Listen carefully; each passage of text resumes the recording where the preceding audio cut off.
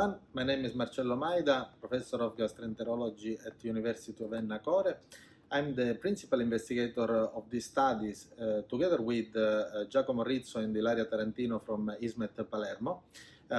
We are glad to present the result of our study titled Optimal Timing for LAMS removal following IUS-guided drainage of pancreatic fluid collection, a systematic review with meta-analysis.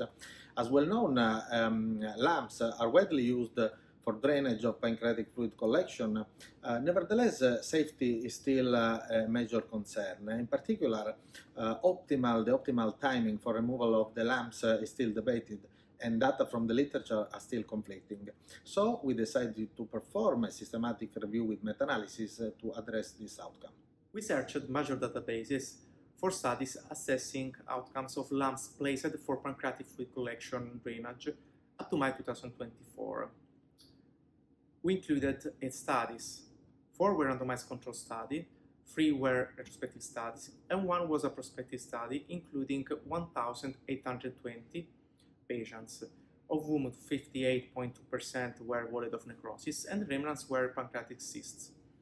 The outcome of interest was the cumulative incidence of adverse events rates between the early versus late removal of the LAMS. At meta-analysis, we found comparable incidence of adverse events rates between late versus early removal of the LAMS. At sensitivity analysis, we confirmed these results when evaluating multi-center versus single-center study and randomized versus non-randomized study. However, the risk factor for adverse event before LAMS removal are not well known and are just only partially studied, and further data are needed to define the perfect timing for different clinical situations. For sure, finally, we know that clinical condition and lesion characteristics as size, location, and type of collection are key parameters for tailoring the approach to the single patient.